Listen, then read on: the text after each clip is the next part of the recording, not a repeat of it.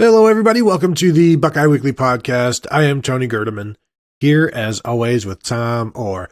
Tom, how's it going?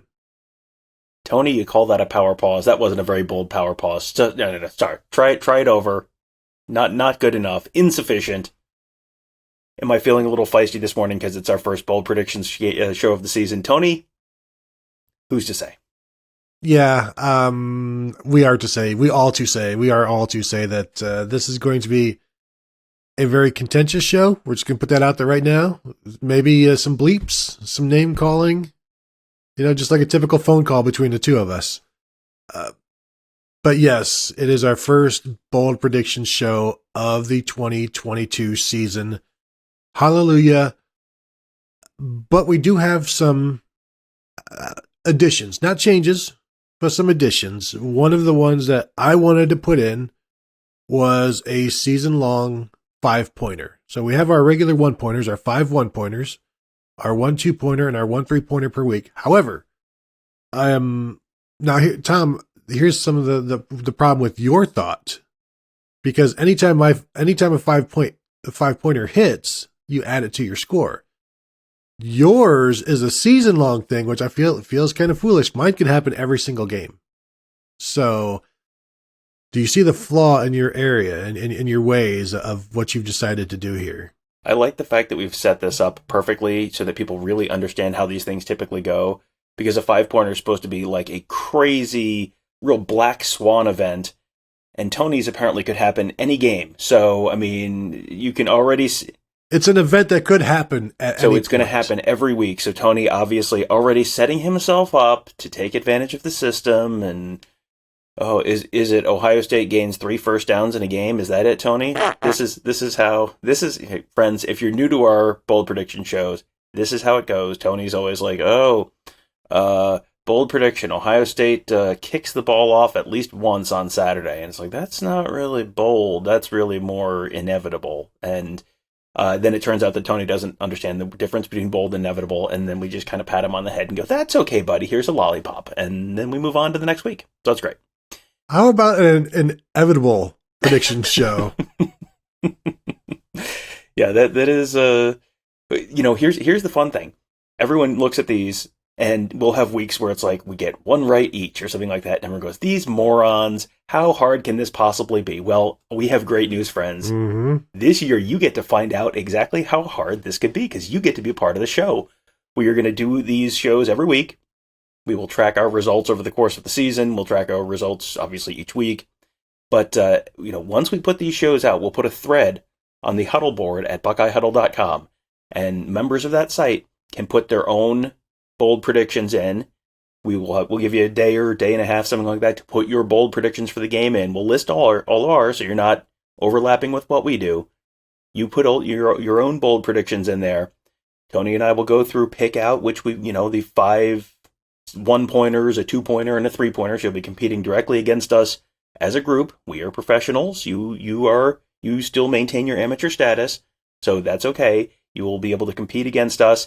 And at the end of the year, we're going to total stuff up, and whoever wins, whoever has accrued the most points for team the board, team the community, whatever you want to call it, will get a prize. We've talked about maybe doing like a cool framed photo from this season, something like that. We'll figure out a cool prize, something like that. But here's what you got to do. You got to be a member of BuckeyeHuddle.com. You got to post your bold predictions in that thread each week before we make a decision on which ones we're going to include. Because, again, if you try and do this like Tony, and you're like, CJ Stroud will throw a pass on Saturday. Like, no, that's not going to count. It has to be bold. Bold is the first word in the title of the show for a reason. So there you go. You can just sign up for a membership at BuckeyeHuddle.com today, and you can be a part of the fun, and you can have a chance to beat Tony this year, which, I mean, having done it many, many times, it's a lot of fun.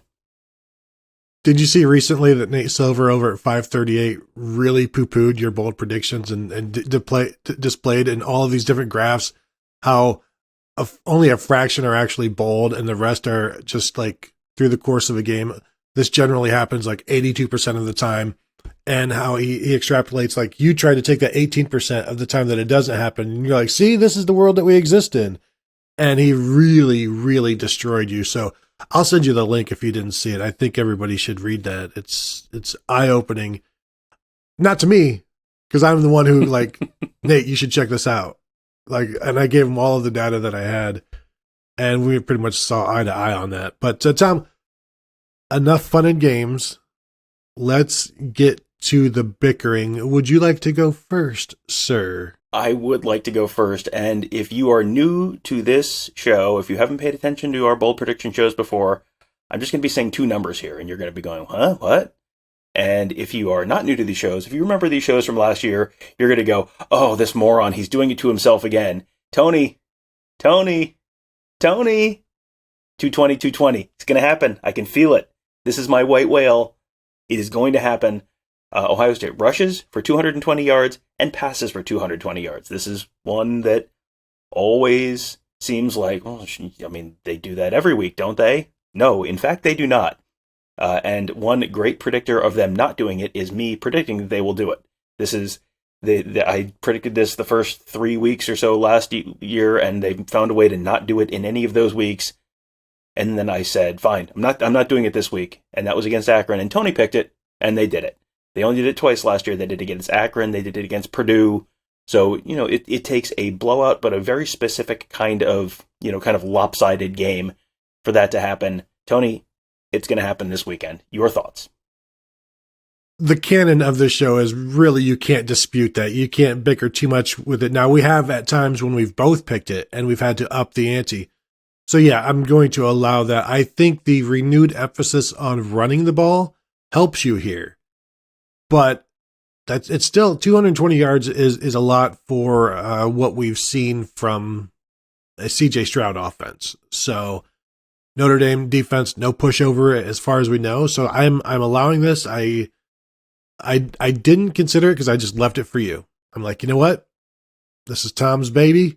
If he wants it, we can let him have it. We're not going to put up a fight, and we're going to root like heck for like 218 rushing yards. Or, oh no, you know what's going to be great, Tom? Fourth quarter, Ohio State is winning, has secured the win. They've got 230, let's say 226 yards rushing. And then they take 3 knees, and they finish with like 219 yards rushing. And that, to me, would be the best birthday present, Christmas, all wrapped in one. And I hope that happens. I'm now, during the Ryan Day lightning round press conference on Thursday, going to ask him, so if you are taking a knee in a victory formation situation, are you doing that under center or are you doing that in shotgun? Because I think it's very important you do that under center this year. I don't want to explain why, but I think that's going to be a very important thing. Last year, 220 yards doesn't sound like a lot, and you remember back to Jim Tressel talking about wanting to run for or Urban Meyer talking about run for 250 and pass for 250. They only did it last year. They ran for 220 yards against Tulsa. They actually ran for 326, but only threw for 185. Ran for 237 against Akron. Ran for 263 against Purdue. And that's it. Those are the only times they ran for 220 yards. So, it seems like it's not that many yards. It's actually a lot more yards than you think under, sort of the Ryan Day administration, where they throw it a little more than they run it. But Ryan Day did lead the Big Ten, not him personally, but in 2019, 2020, they led the Big Ten in rushing. So they will do it if they have the right personnel. I think they will do it more this year than they did last year. My first one is something that has never happened before in the history of college football. Somebody has their first 100-yard receiving day for the Buckeyes. Now, the only Buckeye that has a 100-yard receiving day is Jackson Smith-Njigba. Nothing for Julian Fleming, nothing for Emeka Egbuka, nothing for Marvin Harrison, nothing for Mitch Rossi. So I'm saying somebody other than Jackson Smith-Njigba has a 100-yard receiving day. We saw them, all 3 of these guys, these 3 young receivers that people are talking about this year, they were on the field last year in the Rose Bowl. Did they go over 100 yards? Nobody did. They're paupers in the receiving game, but I see them being a little bit more than that this year. Somebody has their first 100-yard receiving day of their career for the first time in their lives. Mm-hmm.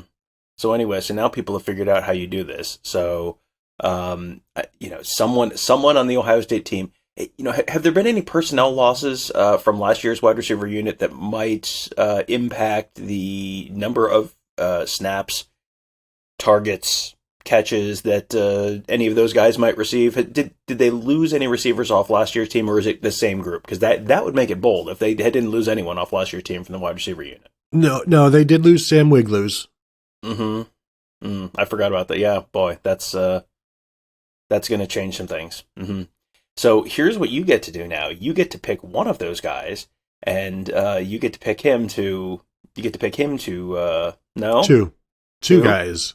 Two of the 7. It's the year of the tight end, Tom. You've said it. You have said those words. It is the year of the tight end. I'm locking you into that right now. So after you pick Marvin Harrison and Emeka Egbuka, then I have to think about which of those ones is definitely going to do it, and it feels like probably Marvin Harrison's getting there. But if you would, I'll tell you what, I will take Marvin Harrison and Julian Fleming and leave Emeka Egbuka since you seem to think he is likely to do it. I'll just take Marvin Harrison or Julian Fleming to total 100 yards. I'm going to let this one go. This is probably not, not as bold as it should be, but it's fine. It's 1 point. I will fight you on something later. This is the one where I'm going to let you have one. So okay, there you go. Marvin Harrison. They've never done it before. Can I just skip straight to my 2-pointer? What is it? 2 Buckeyes exceed their season rushing yardage totals from last year in this game, and 4 Buckeyes exceed their season receiving yardage totals in this game from last year. So you're picking what, like, explain the season rushing totals? Their season rushing totals from 2021. 2 Buckeyes will exceed those this game. And 4 Buckeyes will exceed their season receiving yardage totals from 2021 in this game alone. 2 points. Seems very much, Tony, they've never done it. No, they've had season totals. Yeah, that's I don't have the time to figure out your diabolical plan here. But you're saying CJ Stroud, and since Dallin Hayden didn't play last year, he doesn't count in this. And what, a dive to Mitch Rossi, or is Mayan Williams going to rush for 600 yards in this game? Is that your thought? No, I think my thought is Dallin Hayden and CJ Stroud finished last year with minus 20 yards. So assuming he doesn't get sacked, and if he rushes if he does not run the ball at all, if he does nothing, if he doesn't get sacked, then he potentially exceeds that. Yes. And again, Dallin Hayden was not part of the team last year, so correct. So does he get carries on Saturday? And then four to exceed their season receiving yardage totals from last year. 4 is a lot. It's not really, because a lot of those guys just need a couple of catches. Like Emeka Egbuka, if he goes over 200 yards, boom, he's done it. So it's like, come on, Tom. But even looking, okay, so you're talking Mitch Rossi, 30 yards catching, G. Scott, 43 yards catching, Mayan Williams, 4 guys exceeding their season total. Joe Royer catching a 10-yarder, Jaden Ballard catching a 5-yarder. It's a lot. You've got a lot of numbers there. I'm going to allow it. However, I will say this. CJ Stroud has to finish in positive yardage. He has to do something. He can't do nothing and get this, is basically what I'm saying. Like, he has to actually run forward. Now, I'll give you this. He can run forward, and as long as he gains yards at some point, he can finish with negative yardage and still get this. At some point, I need him to actually move forward running the ball to allow this. Are you okay with that? I'm okay with that. And just so people, if you don't know, on the stat sheet at the end of the game, there will be, yardage gained and yardage lost. So if he's a +2, but then a -6, and he finishes with -4, that would still count. That's fine. I will allow that, that slight caveat. Yes. Okay. Okay. All right. I just didn't want him doing nothing, sitting back in their pocket. And Tom, you're all like, look what I predicted. Told you he was going to have a great day rushing. Yeah, that's it. That was the only part of that prediction. That's great. That's good. Do you want to do your 2-pointer right now, and then we'll hop back to just so people have context of what you consider a 2-pointer now that you've judged mine insufficiently bold for 2 points. Go ahead. Well, let's see what we have here. CJ Stroud will throw for more yards than Notre Dame puts up in total offense. That feels like a good 1-pointer, because I mean, how many yards is CJ Stroud going to throw for on Saturday? Between 350? Between 250 and 400? It feels like he's going to throw for about 350 yards, I'm going to guess. But if they're rushing for 230, are they rushing for 230? Are they? I didn't predict it, so no, they're not. All right, CJ Stroud will throw for more yards than Notre Dame puts up in total offense. Do you want some yards? Like excluding their biggest play? Excluding their longest gain? No, Tom, excluding their shortest gain. How about this? CJ Stroud will throw for at least 30 more yards than Notre Dame gains on a day. Done. Okay. So total yardage for Notre Dame plus 30 CJ Stroud. Okay. Yeah, that's fine. That's good. That's a good one. All right, my next one, Ohio State's leading wide receiver in terms of receiving yards on the day finishes with double the yardage of Notre Dame's leading wide receiver.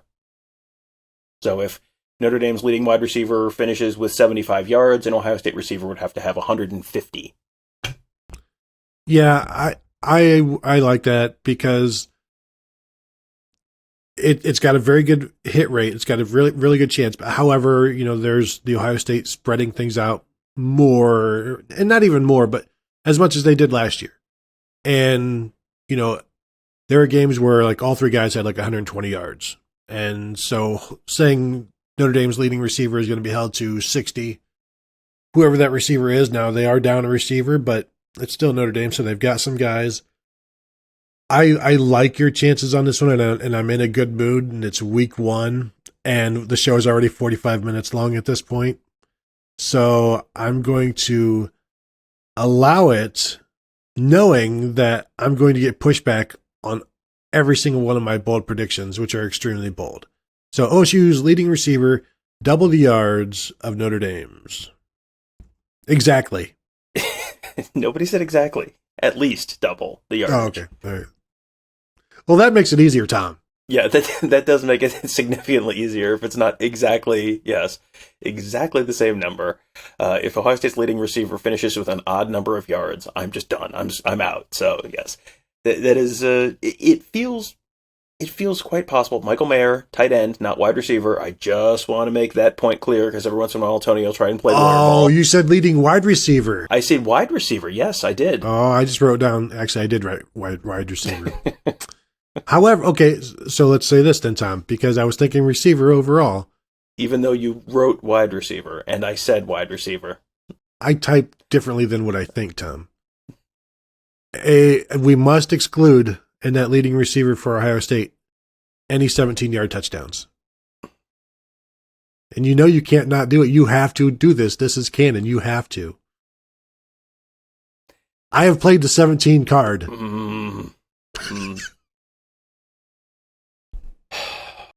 I didn't play the 34-yard card. I am contractually obligated to agree to this term, which is deeply unfortunate for me, but all right, that's fine. That's fine. I love this show and I hate it so much. All right. Now let's bicker on my second pick here, Tom. TreVeyon Henderson will have at least 2 rushes of 20 yards or more in this game. And last year, in 2021, he had 13, so won a game, basically. And Notre Dame gave up 16 such carries last year in 13 games. I am predicting them to give up at least 2 in this game to TreVeyon Henderson, who will double his average from last year, thereby being twice as bold as a standard prediction of a 20-yard rush. Tom, your thoughts? 2 26-yard rushes, huh? Okay, I can agree to that. 2 26-yard rushes for Travion Henderson. One rush of at least 22 and one rush of at least 24.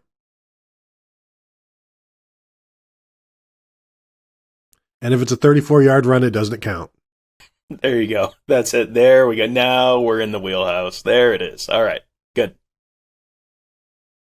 But yeah, I've already doomed myself on this one because he's going to have two 34-yard runs. Does the first one count? Does one of them count? Does the second one count? No, you said no. The 34-yard runs don't count. Sorry. I'm going to be so mad. 22-yard run at least, and 24 minus a 34-yarder. This is the dumbest show. All right, Tom, your number 3. All right, my number 3. Very much in line with your last one. Not bold enough, Tom. Ohio State linebackers totaled 20 tackles for loss last season, the entire linebacker unit, including Taraja Mitchell, including Cody Simon, all the guys, not just the starters. Ohio State linebackers totaled 20 tackles for loss last season, averaged 1.53 for the entire unit for an average game. So, Tony, I'm saying they doubled that. Ohio State's linebackers total at least 3 tackles for loss on Saturday, double their average from a year ago. Yeah, I'm doubling the average, I think, you've established that is a very bold prediction. Keep that in mind. You've established that doubling an average, that's something a linebacker does, is sufficiently bold and cannot be questioned. We have established this. Mark it. Okay, Tom, I like this. Now, we do expect a much more aggressive Ohio State linebacker unit. You look at how the Oklahoma State linebackers got into the backfield last year. I think we need to clarify that Court Williams is a defensive back. Can we do that? Okay. I will take Court Williams and Sonny Styles, and they are safeties. Yes. All right. No, I'm totally going to allow this because I am also a tackle for loss predictor, and the linebackers have burned me many, many times. So, Tom, you can have this one. 3.0 tackles for loss from the linebackers. This is one of these times when people on the board are going to start making predictions, and it's like, well, this is certainly going to come true, and they're going to step into all of the bear traps that we have for years and years and years, including tackles for loss, including picking individual guys to intercept a pass. It's like, well, certainly this will happen. It's a lot harder. We make this look easy and also not contentious, and also, but remember, we are professionals, so while you are making your bold predictions, please wear a helmet. No taking cold medicine within 12 hours of, basically treat this like operating heavy machinery. This is difficult to leave it to the professionals. And get your parents' permission. Obviously, yes. So, my number 3, I'm already feeling like this is going to be some pushback. A defensive back will have a tackle for loss. There were 11 total tackles for loss from the defensive backs last year for the Buckeyes. So I'm sorry, they averaged 1 per game, and you're picking them to have 1 per game. I didn't read it correctly. I'm going to say I'll up it to 1.5. Now that was the average of the linebackers last year. Remember? So now the defensive backs who averaged half of that, we are doubling their average to 1.5. For this game. So they averaged basically 1, and you feel you're doubling it to go to 1.5. I would say doubling 1 would get you to right around 2. So I will allow 2, which would be exactly in line with the linebacker thing where I just went from 1.5 to 3.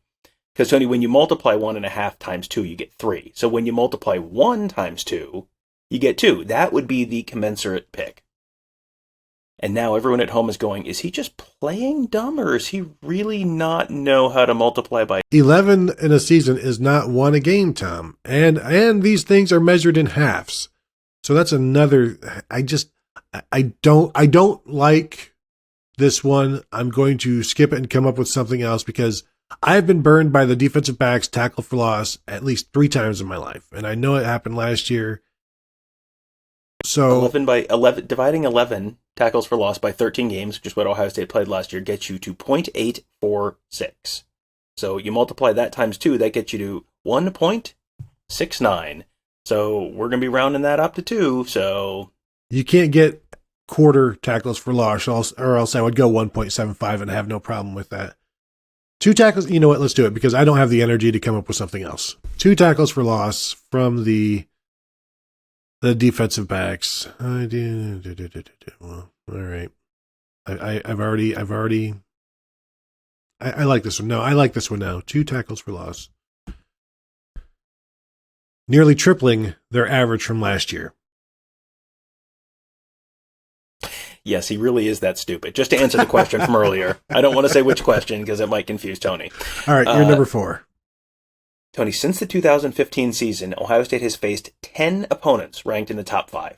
10 games against opponents ranked in the top 5. Do you know what the record is in those 10 games? 5-5? 5-5 is exactly correct. Tony, do you know what their biggest margin of victory in those games is? 23 points. 23 points. I just pulled both of those numbers completely out of the air, honestly. Yes, 23 points. The 2018 Michigan game was 23 points. The only other one that was a really substantial margin of victory was the 2020 Sugar Bowl, which was 21 points.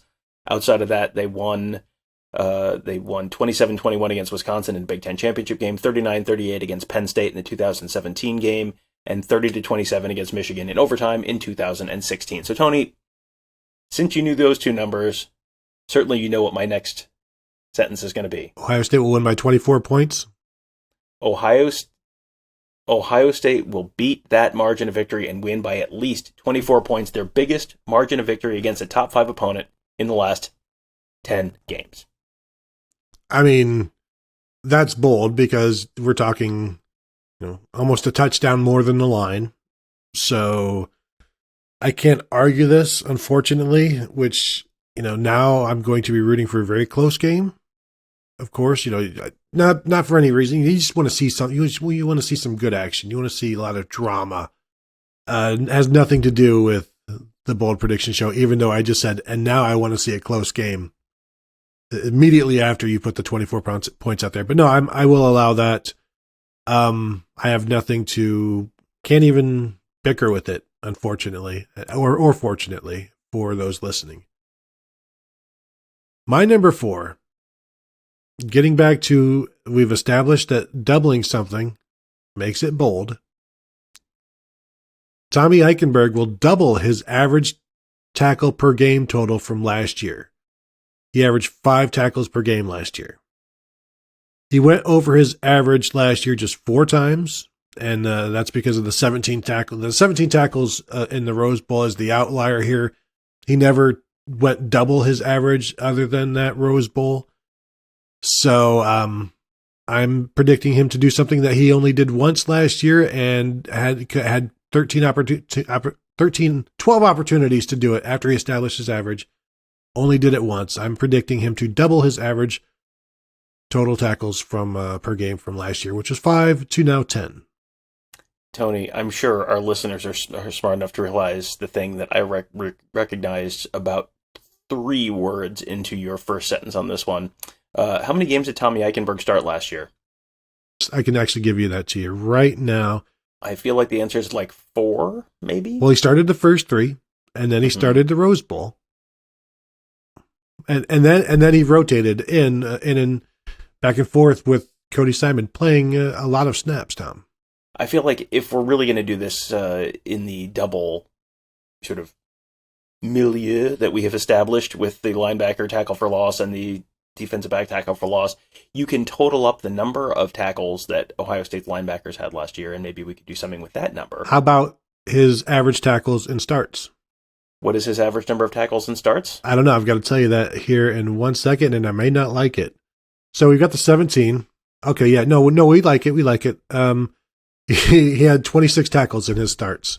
So 26 tackles in his 4 starts? Yeah, so we're talking like 6. 6.5.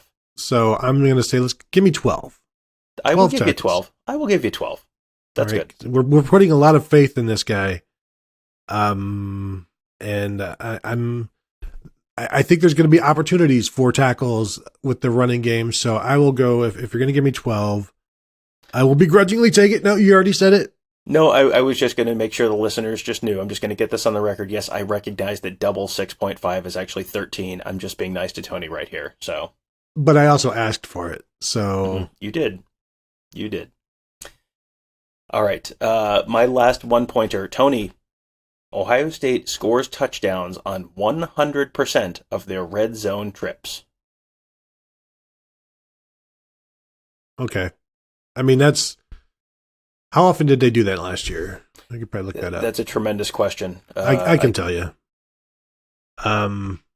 Because, I mean, that's a tough one to do. It is, especially it is a against a quality defense. Yeah. Mm-hmm. Not that we know that this is a quality defense, but, it's adequate at least. So, red touchdown percentage, they did it, Tom? Guess how many times they did it last year? Did they not do it at all last year? They did it against Tulsa. Mm-hmm. And no other times.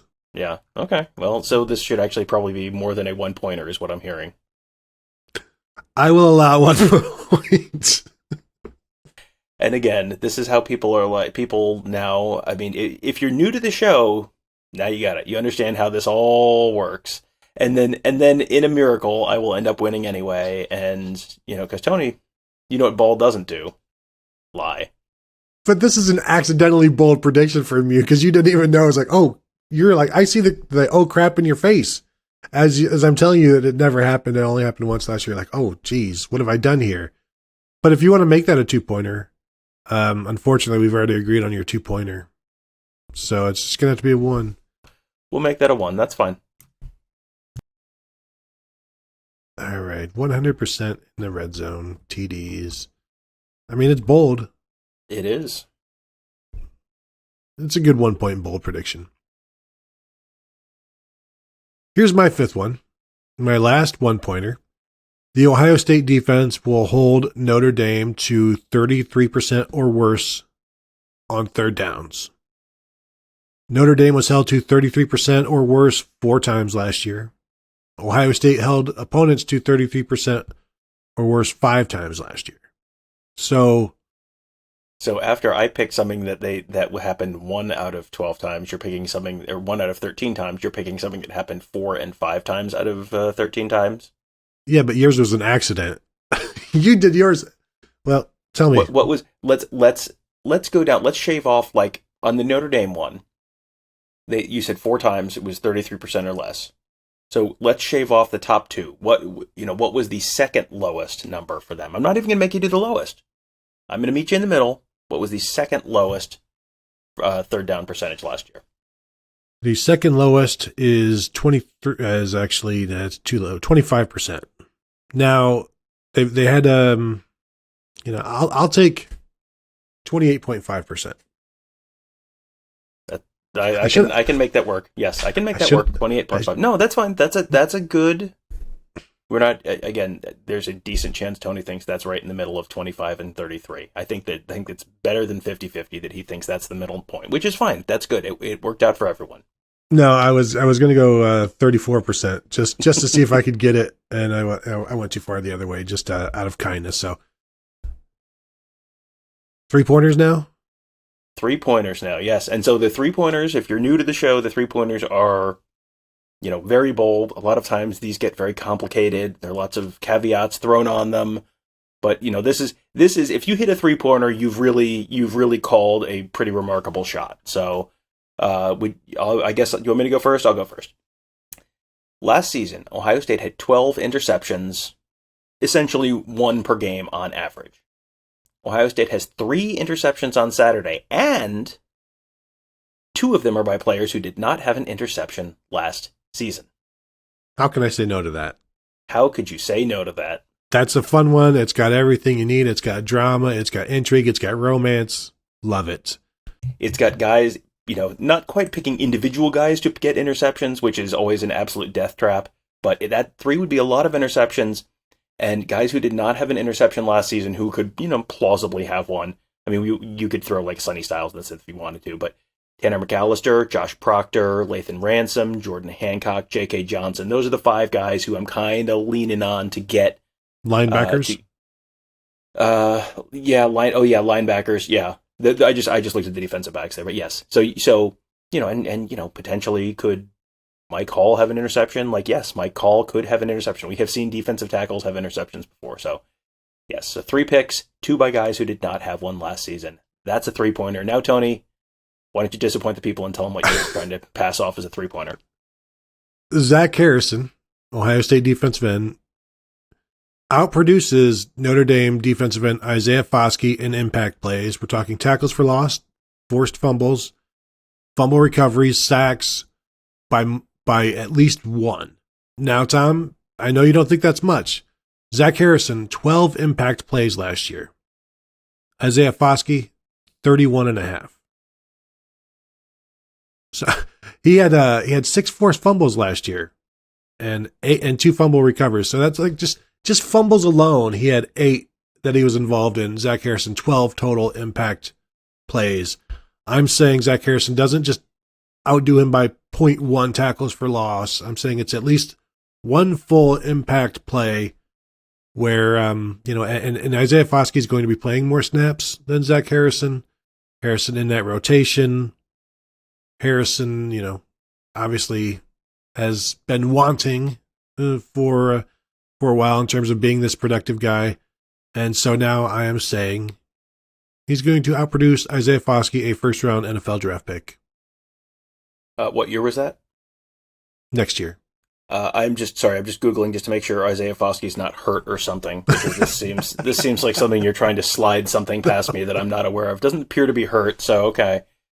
I mean, you frame this in a way that I probably have to. Like, it feels like that's a great 2-pointer. It's it's close on a 3-pointer. If you said 1.5, I would not have any issue with that. One's okay. This is all right. This is not. I will end up arguing more on other 3-pointers that you try and slide through later in the year. But this is fine. This is a good one, and this I think we're all sort of expecting a big jump in production from Zach Harrison this year, probably in the new system. So it feels like last year's numbers are like a little, But that's what we based a lot of this stuff on. Sure. So yeah, so that's why I'm going to allow it. All right. And now, Tom, our season-long 5-point pick. It's just something that you always have, as I like to, the analogy I always like to use on stuff like this, it's the RSTLNNE that you just always have in your pocket. And if it happens, boom. And mine, as I said, could happen in any game. It's like it's contained in a game. Yours, Tom, that you have tried to set out is contained over the course of a season. I'm wondering if you would like to redo that. Here's what I initially had, and I do have one that I can have as my 5-pointer for every game. That I think this is very much in the spirit of a 5-pointer, and also very much in the spirit of this will bring people great joy if this happens. So I will give you my 5-pointer, and then I'll give you my season-long one, and maybe you want to think up a season-long one as well. But my individual one, Tyleik Williams scores a touchdown this year, Tony. 5 points. I'm not going to say no. You will be history's greatest monster if you're rooting against that this season. So I'm just going to throw that out there right now. I like that. It is something that, it feels like once a year, one of the defensive tackles will score a touchdown. I think they might have had Haskell Garrett and Jerron Cage score last year, and Haskell Garrett scored a touchdown or two the year before that. But, an individual guy, especially an interior defensive lineman, to call one individual guy, it's like, okay, that feels like that's in the spirit of a 5-pointer.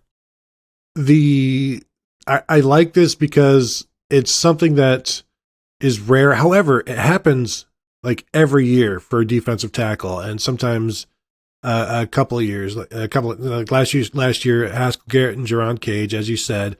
Like there's a year Draymond Jones may have had 2 touchdowns. Haskell Garrett scored in 2020 as well. Looking here from all of these years. B.B. Landers spiritually should have scored a touchdown against Indiana in 2017. Nothing in 2019, sadly. 2018, Devon Hamilton had a touchdown, and Draymond Jones had 2, to give you an idea. So I'm okay with this. I will accept that, with the understanding that this could be pretty lucrative for you. Like, this could win you a couple of weeks alone. if this hits, if you hit a 5-pointer, I mean, there aren't that many weeks where we end up with 5 points. There A are no lot weeks. of these weeks end up, 3.5 to 1, 3 to 1 or 3 to 2 or something like that. So if you hit a 5-pointer, that's quite a bit. Can I just add one caveat? If it's a 34-yard touchdown, they do not count. If you would like to be history's greatest monster and deny No, deny one of the greatest, most, I mean. But the fans will still get to enjoy it. You just won't. So who is history's greatest monster in that situation? I think that is you. You once again. Yes.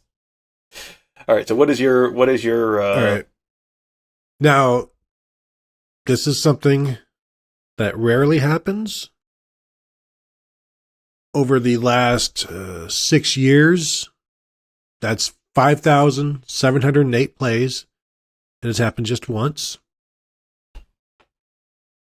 Somebody other than a quarterback will throw a pass for the Buckeyes this year. Not counting the 28 passes that Tate Martell threw in 2018. Mm-hmm. Let's see. Someone other than a quarterback will throw a pass this season.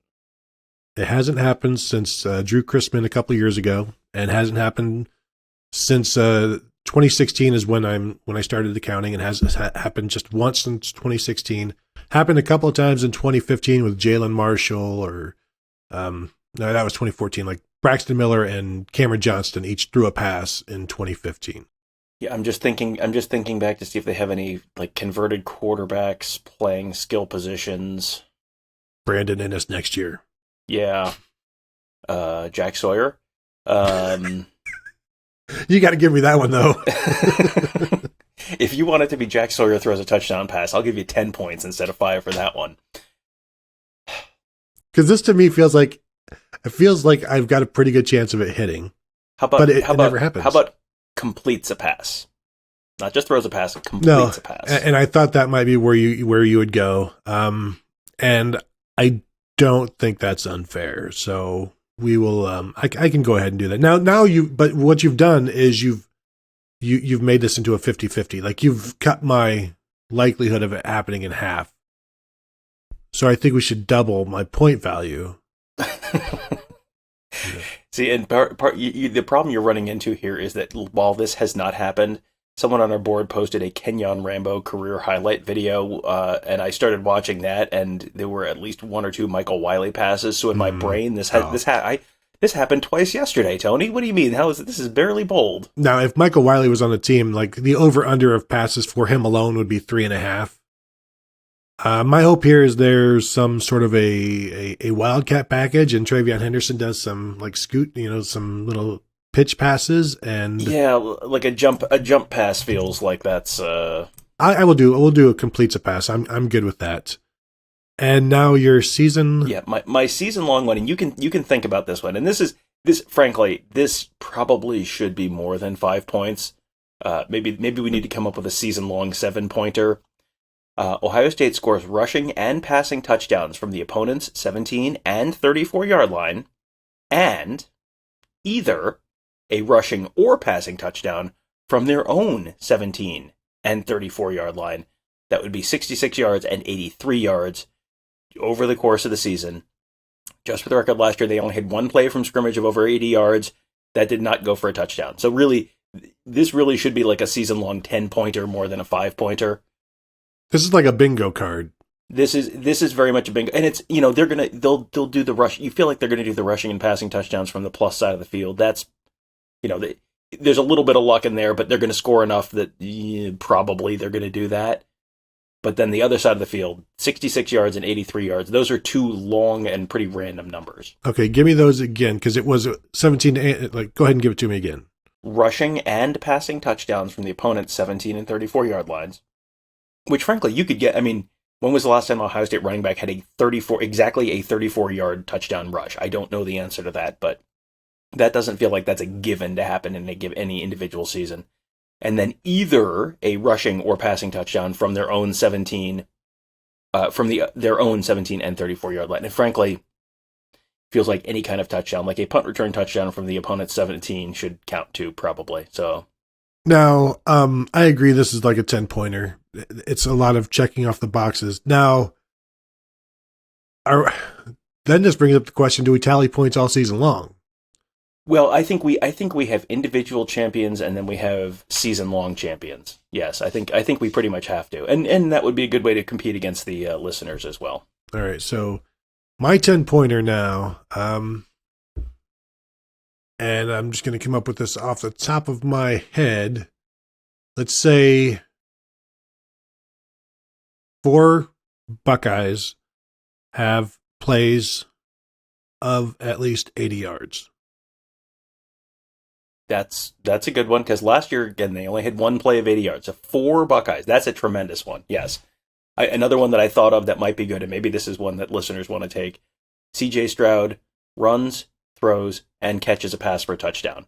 Because that seems like, and you're not allowed to steal that one, because that feels like that's a good one if the listeners want to take that one. Because that one feels like one that might hit, because you get into the middle of the season, and what's a surefire way to get your quarterback on the halftime highlight package if you're gonna, you're up 35-7 on Rutgers at halftime. Get C.J. Stroud a touchdown reception. Oh, it becomes the Eric Crouch touchdown reception in 2001 or whatever that was.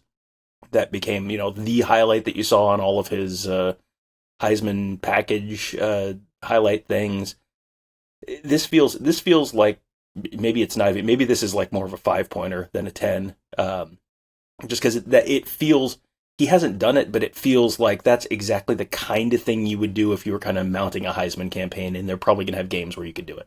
Yeah, all it takes is Ryan Day wanting to do it, and it'll get done.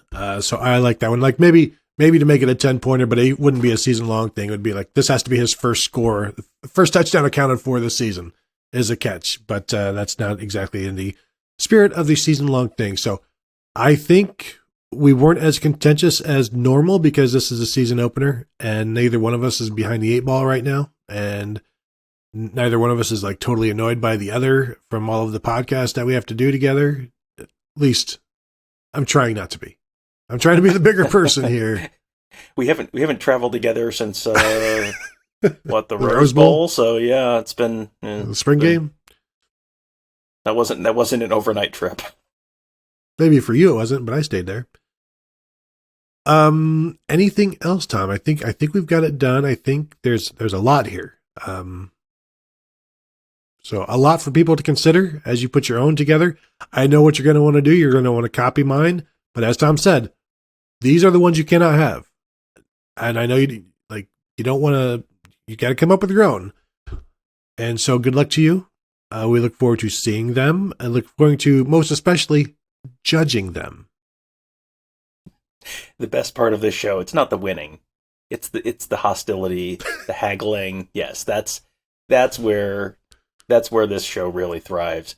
And yeah, I mean, and the best, of course, the only way to participate, don't tweet these at us. Don't put them in the YouTube comments. You got to put them on the board at BuckeyeHuddle.com to be a part of the contest. We'll have an official thread on the Huddle board. So sign up today at BuckeyeHuddle.com to become a member. And again, we'll have some fun prizes here over the course of the season, and we'll have to come up, Tony, with a really good, you and I, end of the season, like whoever is after the Big Ten championship game, whoever's ahead, there's going to have to be something for the something at stake there, like a total points at the end of the season, maybe total number of weeks won, perhaps. I feel like we're going to have something at stake there for the bowl trip. You have to sleep outside one night. The loser has to sleep out, not just on the cot of shame, on the sidewalk of shame, or the lobby furniture of shame, or something like that. Do the old fantasy football league laws where you have to spend 24 hours in the Waffle House and you can knock off an hour by every waffle you eat. I might do that on a bowl trip anyway, so that's fine. That's fine with me. It's not a problem. As long as there's Wi-Fi, y'all get some work done, have some meals, like 18 of them. But okay, that's good. We are done. Want to thank you all for joining us as you are watching. If you're watching this on YouTube, please Subscribe, hit the bell to be notified when we go live. As Tom said, check us out at Buckeye Huddle, please. We will look for you there. Thank you guys for sticking with us. Thank you for watching, and we will talk to you all later.